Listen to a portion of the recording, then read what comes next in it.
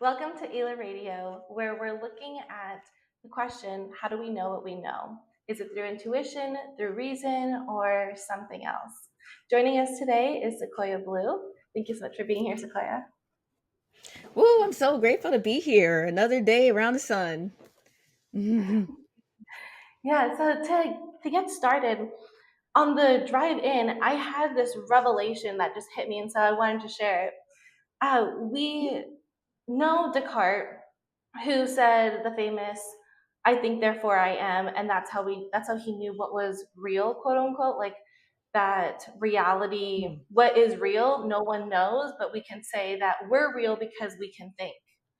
So people have mm, taken that and just like ran with it, and that's why we're getting into this all of this reason based knowledge, and we kind of put intuition and other things on the shelf.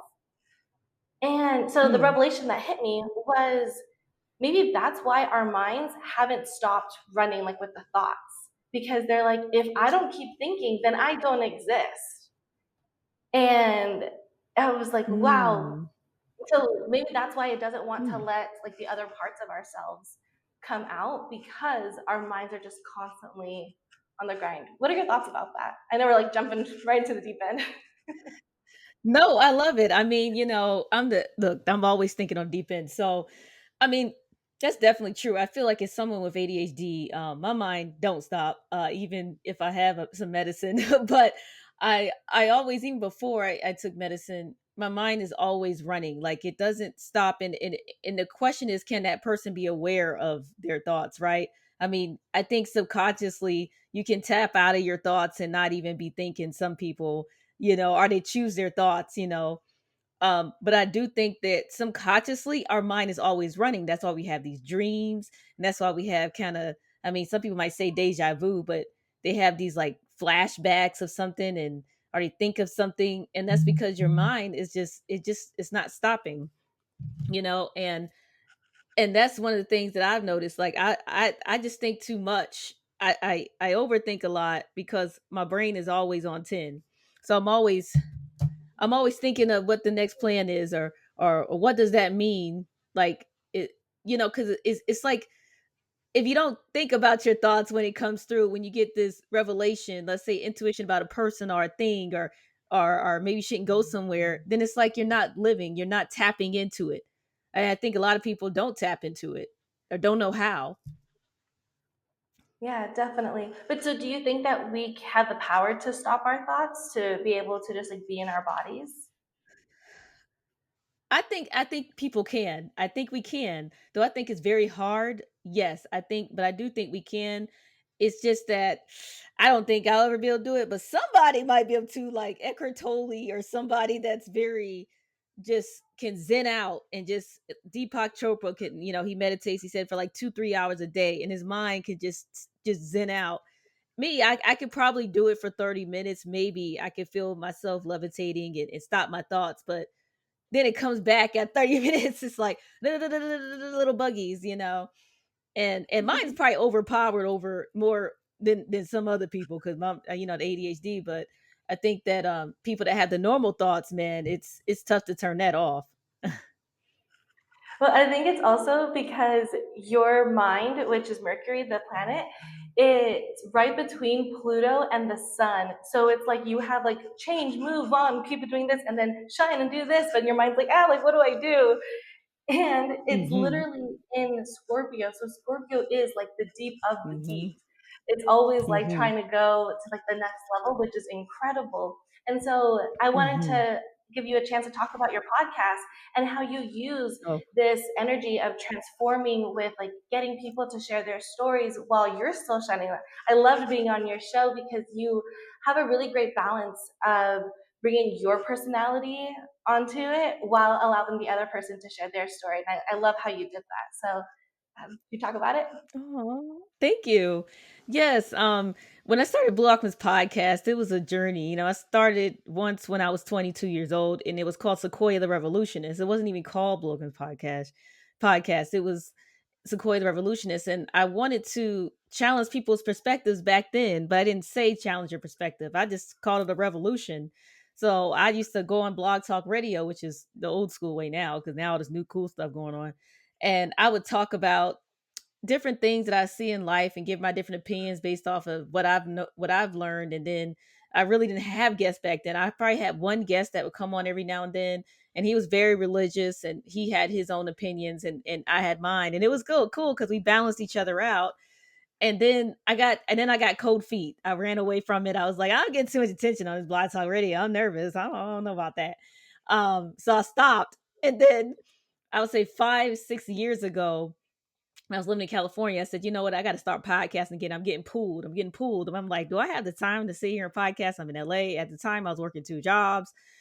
And then I said, I have to do it. I was getting pulled. So I started it, and it was really just solo at first. It was me just talking about my thoughts and about life, and about what I think about what's going on. And then I had someone write me and ask me, have you thought about having guests on? I'm like, I don't know. I'm nervous just by myself and have a guest. So then I said, all right, you know what? I'll consider it. So I started having guests, I'm a natural flower. I'm naturally can flow with anybody, anything anybody say, and nothing will offend me. So I'm like gonna flow. And so that's what made me say, okay, let me start podcasting. I mean, interviewing people and continue podcasting. And it just started to come together. And I just wanted some people to just learn something new from the show, and it wasn't about money. Of course, it was like, how can I challenge your perspective? Because a lot of times people are stuck in a box and they can't get out. They're in this box. They don't know anything, or they just don't are scared to know. And maybe listen to my show, I figured I could help some people just tap into their inner selves, their higher self, and to learn from other guests and what challenges they went through. And even my solo shows that I do to this day, I'm still telling you stories and challenging you in that way. And so that's what my podcast is about, just challenging your perspective, and by telling you stories from all, it could be from movies, books, TV, it could be from a guest, just stories. I love that. And I love how it aligns so perfectly with your chart. So your heart, Oh, so nice. your moon sign is an Aquarius. And so it's like your heart is about leading this revolution. Aquarius is the revolutionary. And it's Oh, in the 11th house, which is about community. So like you're creating this community through your podcast and leading this revolution. You're being like heart led. How you were talking about like the pool is coming, and that's like the yeah. heartstring. But it's also with Pisces here. You have your North Node, and the North Node is like the North Star, like where you're supposed to be heading. And Pisces is all about that Mm. flow. So it's exactly what you're talking about. So I'm over here like gasping, looking at your That's chart. hilarious. I gotta get that reading. I gotta get that email to me. I mean, that's amazing. That's spot on. That is spot on. Yeah, That is yeah, so so cool. cool. So talking about that pool, would you call it intuition, or like can you differentiate your intuition versus like being pulled by your Hmm. heart? How was that experience for you? Well, that's a good question. I don't know. It's funny because it's almost like it's like a magnet or something, and that's a good question right there, bro. Because because it, you feel like empty if you don't do it. It's like you're it's like you're missing an assignment that somebody sent you higher above, somebody high above or something. You call it Jesus Christ, you can call it whatever you want to call it, but it's something saying if you don't do this, it's gonna be a problem. That's what it feels like to me. And I'm like, okay, I got to do it. And it's like, and then I feel fulfilled, like I fulfilled my assignment. Like if I left this earth, soon or whenever, I feel like I did what I was supposed to do. Rather, I'm a millionaire or not. 'Cause some people do podcasting just to, oh, I want to get rich or trying to get this and that. But I mean, I'm just being pulled different ways so I can help people, and I feel like I'm doing that. Now I don't know who the people are. I don't know who's listening because, like I said, I started off with no video, so a lot of my followers are on on different platforms. That's not YouTube because YouTube is new. So but I do see people downloading it from all over the world, Netherlands, Japan, all types of places, and I said, wow, I have to keep doing this because I feel like it's a part of my assignment before I leave this place. Yes. So, oh my gosh, like every time that you open your mouth, I'm like, oh, that's everything's here. And so we'll start off That's with so talking funny. about, yeah, right? It's like when you're talking about people from all over the world, like being drawn to you, you have Mhm. Sagittarius as your midheaven, and Sagittarius is the sign of travel Ooh. and of higher learning and connecting with Ooh. like a supreme being, like a divine beings, like spiritual beliefs and stuff. Ooh. And you also have Uranus there. Oh my gosh, back to the whole revolution stuff. And it's at the 29th Oh. degree, which is like you are fulfilling your mission in this lifetime because the 29th degree is the very last degree before you move on to like the next phase. So that's Mm. all right there. But when Oh, you were talking snap. about, yeah, when you were talking about like having an assignment, it's interesting because Aries is known as like the baby of the zodiac signs. Mm. And this ram, it's about like pushing through and like going through these walls, and how you were saying like changing people's perspectives, like that's no small feat. And so like you're this ram Mm. that's like going up Mhm. against this like wall, but you know that you're going to eventually push through it because it's your assignment. And that's right there in your Mars Mhm. sign in your first house. Like this is where your motivation comes from. And Wow, with that is the it's like so crazy how aligned it is. And then wow. with your Aries, so like I said, it's like a school kid kind of thing. I'm like the baby of the zodiac. So Mm. shifting a little bit, I wanted to hear about your school experience. Did you know that did you always want to be a podcaster? Or like what? How was your career Mm. influenced through schooling? Oh man, I did not know I was look. I never in a million years would think I would be a podcaster. I mean, I was a shy kid. I was picked on. I was, because I grew up, just little skinny kid and awkward, socially awkward kid. Hardly any friends. So, and I did go to performing arts high school. So I was always artsy. It was to me, it was always music, music, music, music. Like that's all I thought I could do because I was like I said, I was shy. I wasn't good at school. I didn't pay attention in school because I just didn't care. I just I didn't have the right teachers and right environment. So it was like it was just music. And I thought, okay, I'm just gonna do music. I was shy to do that too, but that was another thing that was calling me, which I'd still to do to this day. But when I turned like 23, it was that time where I just didn't have enough money. I wasn't making what I wanted, and I my first college I couldn't finish because I got played by that first college was the art school, and so I was depressed and I said, well, I don't have any money for studio time, because back then we didn't have, all these cool software and stuff it was just coming out and stuff. And I couldn't afford it. And it was just, I was like, man, I got to do something to release I got to release this. I'm supposed to be releasing something. So that's when I started doing the podcasting with Blog Talk Radio. And I said, oh, I don't got to show myself. I just talk on my phone. Oh, I got to show myself. Okay. So it was that thing where it was like, I can do that. And I started doing that. And I didn't think anybody was going to pay attention. I'm like, I'm not paying any ads. No one's going to see me. I'm just going to talk into a void because I'm just going to talk. And maybe one or two people might see me, but it ended up getting more attention than I thought. And that's when I was like, oh shoot, I guess I could be a podcaster. I guess I have something to say, even when I'm stammering, when I'm trying to catch my words. Because sometimes if with someone with ADHD, your mind is thinking faster than the way you talk. So, you got your mind, burp, burp, burp, burp, burp, and then you're talking and you're trying to catch up with it. So, one of those, so that's why I didn't want to do it at first. But then I found a way to work with it, and that came with age. So that was kind of like my journey in the podcasting. Yeah, I definitely relate to you with how you started your podcast. Like for me too, like in my phone, in the void, didn't say my name, didn't have my picture, nothing. And Mhm. also like with the tangents, because my mind does race a mile a minute where I want to say like all of these different things and like how do I like Mhm. bring it to one thing. So do you have any tips on how you've done that? Well, I talk slower. Like instead I just think. I don't if I pause, I just say it's okay. I just pause and then I'll get, and that keeps me on point. Instead of me just trying to rush through the conversation, I just pause. And sometimes I'm in a flow where I'm naturally on key, but when I feel like okay, I'm about to jump over here, I'll pause and I'll think, okay, let me get back over here. And but so now everything I say relates to the topic. Even if I went off topic a little bit, it still relates to the topic at the same time. So that's how I've been able to do it, is to just pause. Don't that doesn't It's okay if you pause sometime to just catch yourself.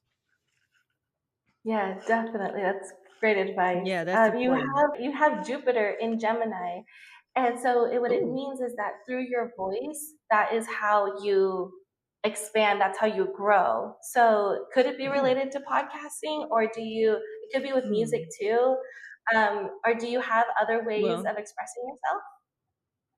I think it is music and podcasting, because music was first. I got the most fans with that because I started with that first, and then I still got people listening from all over the world. Do I market it and push ads and do all this? No, I don't with music. I just let whoever resonate with it find it. But I can say that when you see somebody listen to your song from Turkey or from another country, I mean, it's amazing because somebody from Turkey is listening to you that you never met. So to me, it's like intersecting. So you're right. The voice is the podcast and the music part. I can't think of anything else I do with voice. Besides those two things. Now I did used to do promotional modeling, so I used to go and promote brands and stuff in my early 20s, and that was another thing that I didn't know I was good at until I did it. And I was shocked because I would work with the major brands like Heineken and all these companies, and I would really sell their product, and I didn't know I could do anything like that. So that was kind of like another way I use my voice and in person. I feel like when it comes to sales, I do better in your face. I don't know what it is, but I do better in people's face when it comes to sales. Um, but I think that might be another way. I don't do promotional modeling now, but I think that's the other avenue. Ooh. Is there something that you wish could have been done differently so that you could have learned? Like you said, you didn't have the right teachers. Like, what could they have done better? Well, I feel like just listen to me and try to see. I think school is great, but I think at the same time, you got to understand different people learning abilities. Like everybody learns different. And I think teachers were impatient. They probably weren't paid enough. And some just were racist. And, they can't sit down and teach you the way you need to be taught, and I think that it could hold someone back from their potential because they get insecure and they become a little shell turn into a little shell. So I do wish that the teachers was more understanding, and that maybe even just the way that and it's not always teachers fault. It might be just the way that the school, the Department of Education is. I think there should be, and even now kids are having issues, but I think there should be a way where everybody can be taught different. And honestly, if my mom had time, I would have liked to have just been online schooled. I would have liked to have just went to school online, because to me kids were vicious. I wasn't going to make yeah, I wasn't making friends or nothing. So to me, I would have done better just being schooled online or at home. But some parents can't do that. They have to work, and that's what she had to do. But I think my childhood would have been better if I was, schooled for at home. Yeah, I saw Yeah. this post where they just have iPads, and it's like all these kids, like they still have to go to school, but they're just like on their iPads. Do you think that something like that would have worked for you? I think so. I think I learned better just being by myself and just thinking it through, cuz I had a different mindset and a different way of how I process things, and teachers don't understand that. And to this day they don't. And a lot of kids get behind the eight ball. So, I mean, I had one particular teacher named Miss Judd that understood me. She was the only teacher that understood me and taught me how to read very well. So that's why I'm able to comprehend anything very fast, because of Miss Judd.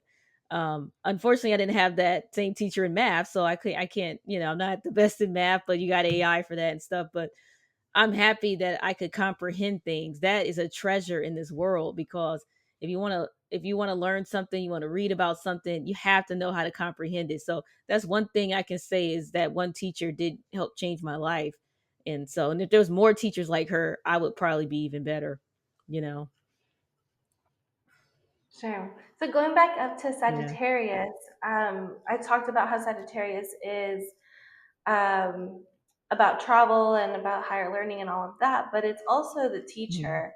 And so, because you have the midheaven there, would you say that you're Mhm. a teacher, like on your podcast, or the way that you bring Um, up new topics, or Sagittarius is also like the philosophers, maybe like philosopher or kind of teacher with that? Oh my god, that is so hilarious. I do feel like I'm an inner philosopher. I remember somebody told me, "Oh, you should take up philosophy." I'm like, "I don't want no more college debt." Um, but yeah, I love, if you see my Instagram stuff, I love showing quotes and stuff, hoping I could maybe help someone and, and stuff like that. But yeah, I do feel like I have this teaching type of energy to me because even at work, just working at my job, I'm kind of a quiet leader in a way that I just didn't know I was, but then I realized, oh, I'm teaching in a different way. And I didn't know I was a leader until like I was like, oh shoot, I'm leading. And then with the podcast, I'm basically teaching people different ways of living. Cause how do you adult? Adulting is hard. It is completely hard. They don't teach you this stuff in high school. They don't teach you how to be an adult. So I feel like with this podcast, I'm trying to help people be an adult because some people it's hard being an adult. It doesn't end when you're 80 neither. It could be forever. You're just trying to adult and you need someone to listen to teach you some tools, some tricks to help out, you know, because you might not have friends like that or people around you that can tell you anything like that. So yeah, that's true, man. I love that reading because I do feel like that philosopher type vibe and I'm called to just to teach. So interesting you said that. Yeah, and Yeah. I think it's a lot of like the fire energy just like comes out in you. So we were talking about earlier, like with Aries and the Mhm. Ram, like how your motivation is. And so now I want to talk about Mhm. Leo. Leo, you have it in the fifth Mhm. house, and so this is like your expression, your passion. Like you just light up Mhm. when you have this passion. And Leos are also leaders, Mhm. so it's interesting that it Mhm. was Yeah. kind of hidden from you for. A certain amount of time. So how would you say Yeah. that you express yourself? Or maybe it's like with your music that it's like calling Mm. you to market it or to get it out there more because it is this light in this Mm. darkness.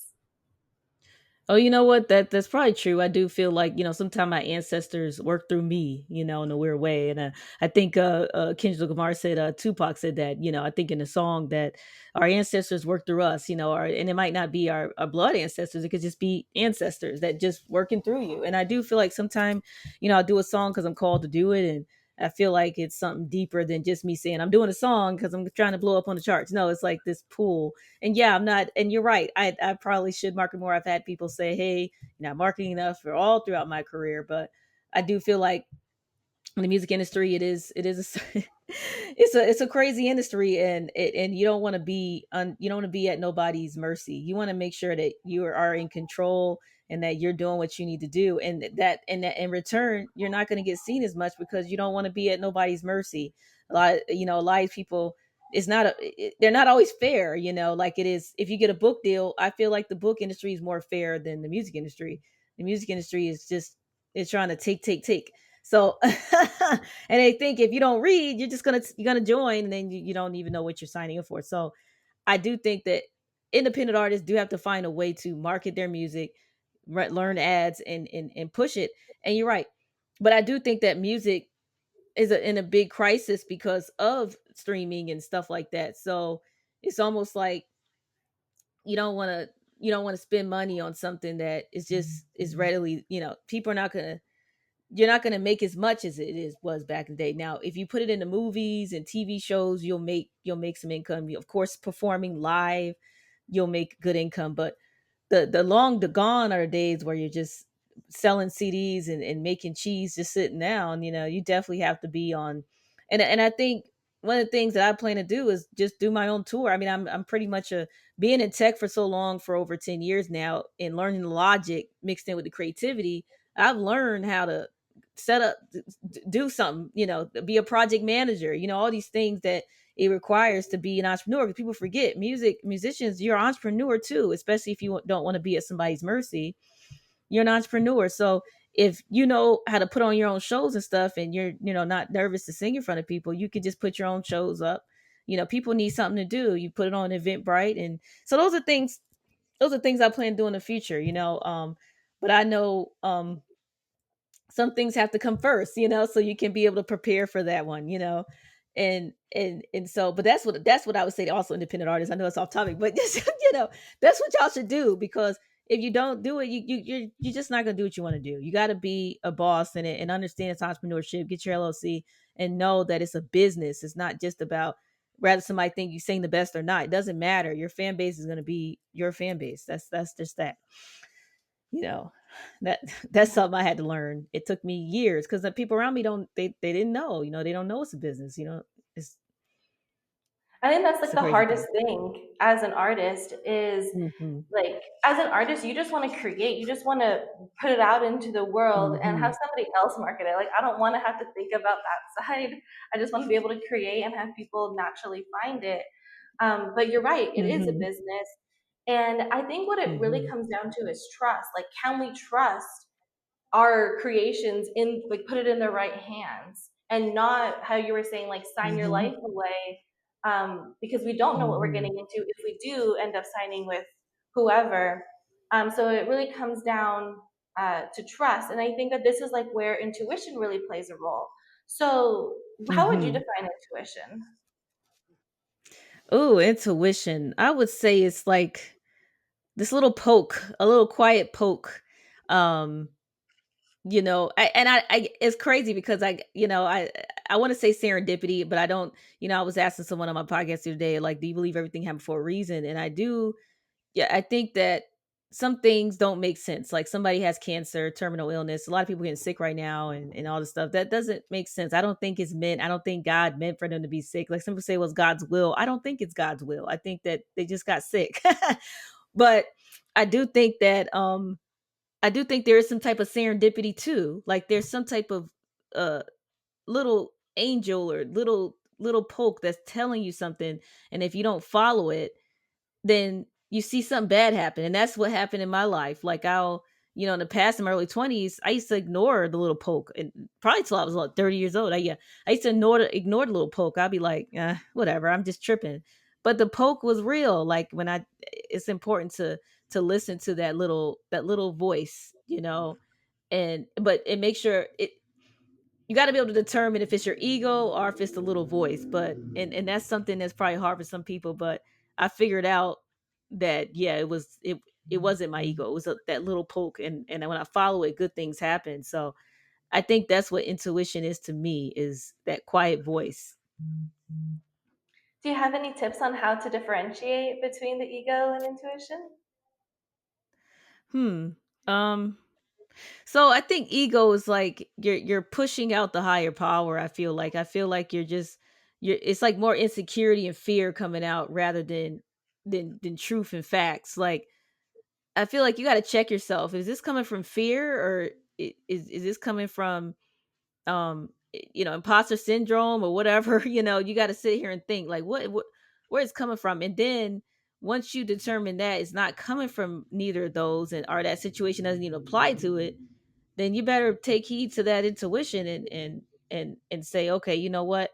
I don't completely know why I'm supposed to go this way, but I'm gonna go this way because I really feel like I need to go this way, because it's not about fear, it's not about imposter syndrome, it's not about anger. It's about because I just feel quiet and still, and this is what I need to do. I think that's what I think that's how you differentiate it. That's how I do it. It's helped me, and it's tough. It's tough. It is tough for people. I agree, but I think you explained it perfectly. So thank you. Thank you so much for that. The Oh, only thing you're I would welcome. add is that the intuition, like when you hear that poke, like it's not going to harm somebody. Like if you feel a poke and it's like to harm somebody else, then that's Mhm. how you know that it's not intuition. So, yeah, I think, yeah, it's not, and the thing about it is that some people could have a bad spirit. I mean, we got to talk about that too. Like some people could just have bad energy. I mean, the poke could be from an evil entity, and then you took into the poke. I mean, that's a whole nother thing. But I'm just saying, like, there's good energy and there's bad energy. So, and it could come to anybody really, but at that point you're like, if you are in essence trying to do evil, you gonna follow that little bad poke. You're gonna say, okay, all right, this is what I'm supposed to do, you know rather than saying, I that ain't me. What are you talking about? Like, Because I remember in Seattle, I saw a psychic one time. When I had went to Seattle,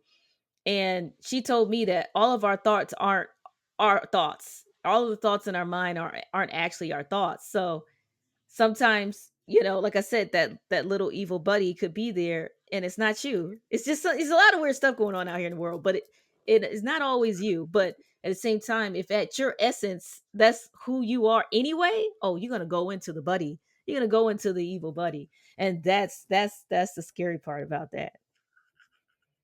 Yeah, I think it kind of goes back to like peer pressure, where like it's the wrong thing to Yeah. do, but if everyone's like telling you to go do it, you're gonna do it. So I think it's like so important to like Hmm. stay like to true to who you are. So like, do you have any tips on like Hmm. how you've stayed true to who you are throughout your career? Oh my god, it took me a long time. I mean, my 20s, I was so gullible, and not gullible too bad because I would have been in the worst situation. But, you know, when people tell you do this, go this way, or you can't do that, what make you think you'll do that, or this and that, you start to think, well, dang, I can't do anything because you thought that maybe people just, oh, they just don't believe in music career. Music career is kind of different. It's not like being a doctor or something. But then when it's about anything you do that you want to elevate at it, when people critique and try to tell you to go their way, and sometimes they might mean well, and sometimes they don't. But the ones that may mean well, they're just telling you what they think you should do because that's all they know. They're scared. They never went any further than where they are. They never jumped over the mountain. So why would they tell you to jump over the mountain? So I think that in my 20s, I it was tough because you want to get into you want to do certain things, but you just had to say no. I want to cry. I don't want to be crying at night by myself in a mansion. If I get with the wrong company or a record label, whatever it was, or if I get with the wrong guy and I marry him and I'm not happy, and I'm just doing what he want me to do because he told me I should, then I'm going to be sad and then I'm not going to be able to think about what I need to do. So all those things combined to now turned me into a beast. So when now in your now in my 30s, I'm just a you can't you can't tell me nothing. Like if I'm going to listen to you, I do take people's different opinions, but if I don't respect you, I'm not going to take your opinion. Like Kerry Washington just said on the interview, she said, "I don't take advice from people I don't respect. If I don't respect you, then why would I take advice from you? And if I feel like you're just giving me advice and you didn't do your research, why would I take advice from you? Sometimes people give you advice, they didn't even research it. They don't know what they're talking about. They're talking outside their neck, or they're talking about what they've seen randomly.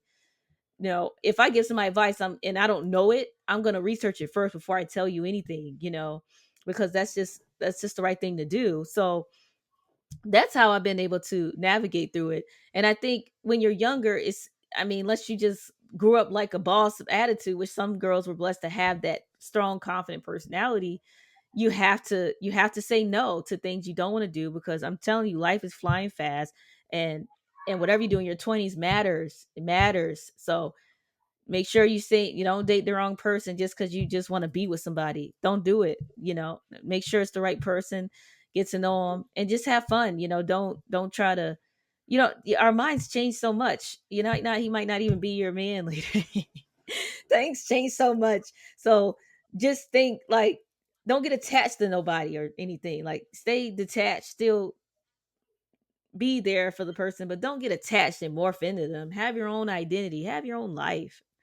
You know because if they Exactly. leave, what are you gonna have? You know. Yeah, and I think it relates so perfectly to your Capricorn in the 10th house.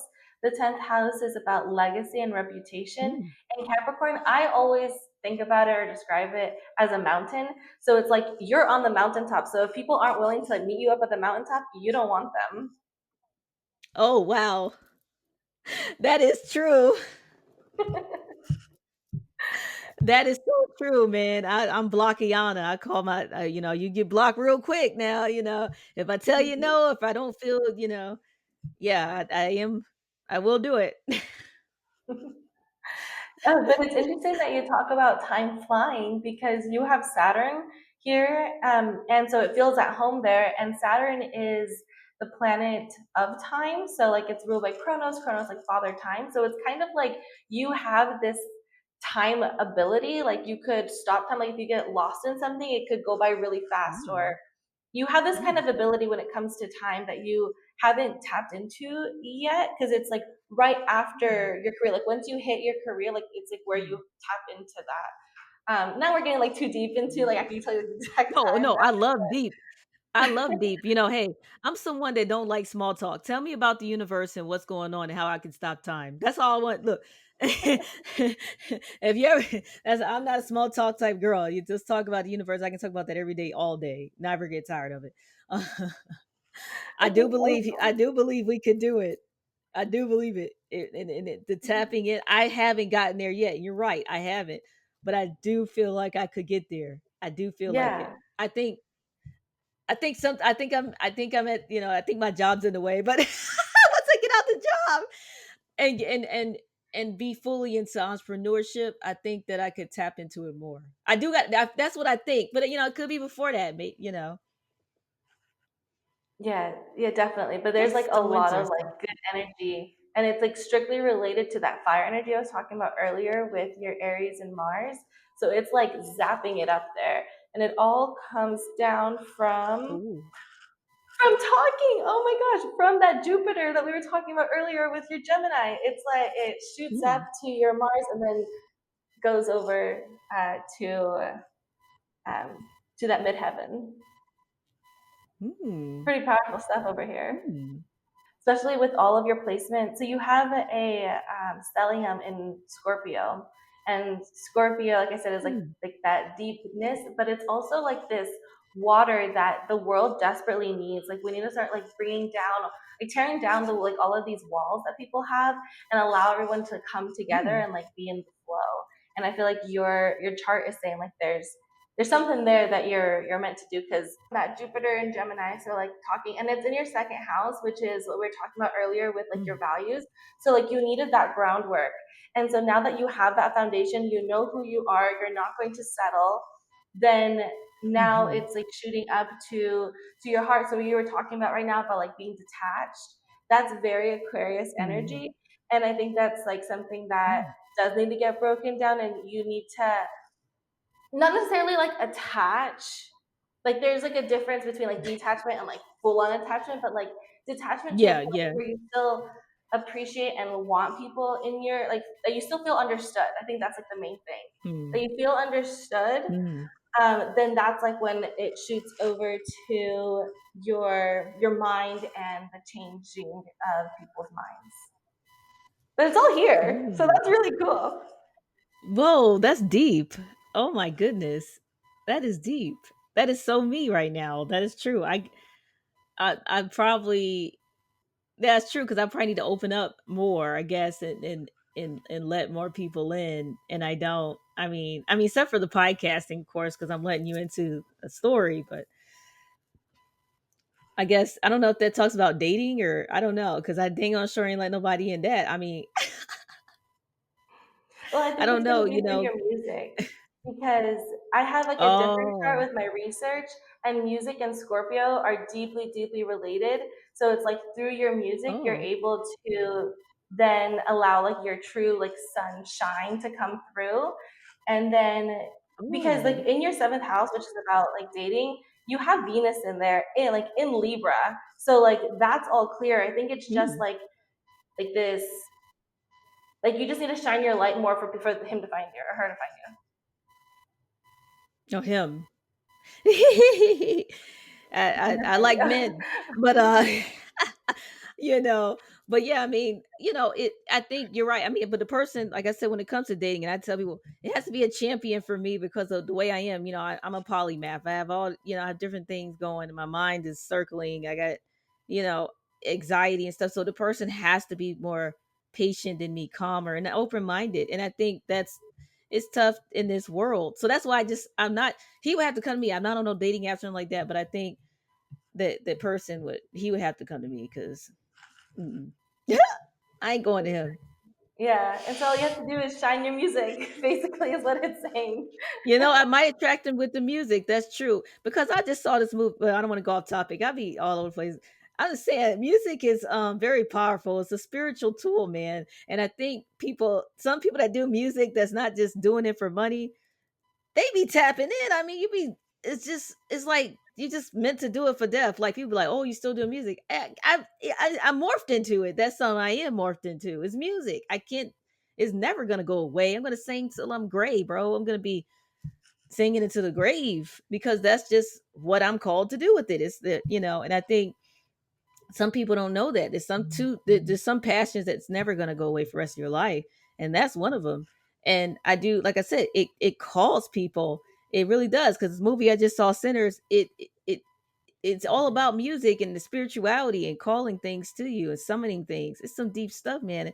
I mean, I always knew it, but it's like it's almost like more confirmation this year than I've ever had. So you're Yeah, spot on, man. This reading is amazing. I'm it's impressed. great. Yeah, thank you. Thank you for sharing. Wow. Yeah. Um, with music, so you said that you went to school for music. How was that different than just playing it and like messing around by yourself? Like how was like the structure? Mm. Like could you talk about like the differences between like feeling music from your heart versus being taught it at a school? Well, that's a good question. Oh my God. So I took advanced choir for 4 years at Woodside School of Performing Arts, and I learned a lot about I learned a lot of certain things that I had to learn from the choir, but it was different type of singing technique, and it was cool because you still learned something, but it was still wasn't completely who I was a singer. But when I left Woodside School of Performing Arts, went to Art School of Atlanta, for it was more so for audio production. It was more so for making beats and all this stuff. And that school gypped me, by the way. So yeah. Um, so I only went there for a year, and after that, I still started trying to practice and trying to follow the rules. Right, I was like, let me follow the rules and do what they say I'm supposed to do. But I got bored with that. I felt like, why can't I try this? Or why can't I push this button to do that? Like I felt like people want to stay in a box with music, and I wasn't trying to do it. And I remember my first song that I rewrote, "If You Want Me to Stay" by Sly and the Family Stone, that I put out on MySpace, which I really miss MySpace. I was building a community on MySpace. I don't know what it was, but I people like love me on MySpace. MySpace. But now I didn't even need to do much on MySpace. I didn't have to bark and jump around or nothing. It was just I put the music out and boom, I had friends. So when I first put that song out, I remember, a exec from a particular music label. I ain't gonna say who, because right now he in trouble. Exec from there, he contacted me and said, "Man, I don't understand how people like your music when you're an unorthodox as f." He called my music unorthodox, and I said, "This song was not. It's Sly and the Family Stone. You call them Sly, the Sly and the Family Stones, a popular group from back in the day. All I did was change the lyrics but I kept the cadence, the tone, and people liked it. Young kids liked it. I think they wanted something fresh. At the time, Rihanna was out. A lot of great artists were out. I think Avril Lavigne, all these great artists. But I came in and I just came with something fresh, something more soulful, something more just different. And I think that a lot of music industry people just didn't get it because they wanted you to come in and follow what they say. They're like, nope, you need to sing this way because this is what's popular. So I just kept still, I wanted to follow the rules. I tried to follow it and I just couldn't do it. And I think when I hit 30, it was just like, I'm just going to do what I want to do. I don't care if I'm singing about a banana. I don't care if I'm singing about shoes. I don't care the song 1 minute. I don't care the song 5 minutes. I'm going to do what I want to do. That's when things got fruitful. That's when things got fun with music, because music was always calling me and it's always been fun, but it was turning miserable when I was trying to be at the mercy of all these people, all these opinions. I wasn't trying to be anybody else. I wasn't trying to be any other singer. I just wanted to do what I wanted to do. And so when I found that out, it just got so fun. And now I'm really experimenting. I have my own studio now, and I get to experiment. Like my latest song, "Whiskey on My Mind," is a real avant-garde type track, and I call it avant-garde, which means you can't really pinpoint what the heck, what genre it is. You're like, what is she doing? But it's memorized. It's mesmerizing because it's different. It came from out of the ethos. It came from out of the hot. It's something that it was meant to put out, and everything I do is intricately meant to put out. And so I think sometimes artists can, I mean, not everything's made up. So if you want to change it up, who cares? I mean, That's what happened. So I'm not so I'm off the rocker when it comes to traditional music. I love that so much because, like, when we think about like the classical kind of music, we think like Beethoven Mhm. or Mozart. But I've been reading this book. It's called Mhm. The Geography of Genius. And so this guy goes around the world Mm. and like finds like these spots of genius, and Vienna was one of them. And the reason for it was because Vienna was like going off the rocker. Like they were doing these like random things, and like all of the old school guys were like, "What are Mm. these young kids doing?" And it was like this whole mess. And like now, like 100 to 200 years Mm. later, we're saying like these are the best hits. And so I think like you're just like ahead of your time, but you have to keep Yeah. putting things out so that people can see it and then be moved by it. And like the beauty of Yeah. what's going on like post COVID, I feel like a lot more people are waking up to their soul and like what they actually love, and not just Mhm. going along with whatever the crowd is saying. Because I think the like where music Mhm. is now versus like where music was in Vienna at that time, it's Mhm.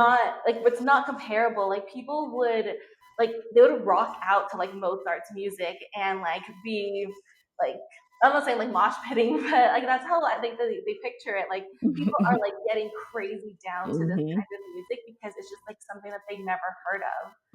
Um, and so Yeah. yeah.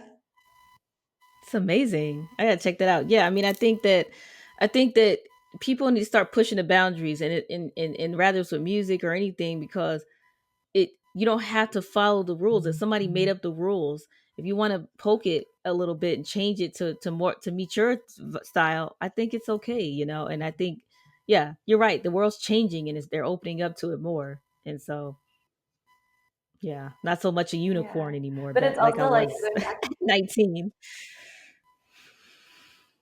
Yeah, but it's goal goes back to your Mhm. chart with your Aquarius moon and like not feeling understood, and like this is like your music is your heart out on the line, and so Mhm. Aquariuses are needed to usher in this new wave of music or any kind of well, with Aquarius not necessarily art, it could be anything that like your body produces. It's more like that Mhm. Scorpio with the music, but the fact is that your heart is leading you to revolutionize the world. I say through music because of like the connection across. But Yes, yeah, I agree. I agree. I think music is my strongest connection over everything, and podcasting is second. But I do think the music is the strongest because I can feel it. but I think podcasting definitely still has strong roots because of the way that it's connected up Hmm. to your Mars and then up to your midheaven. So it's like also through Hmm.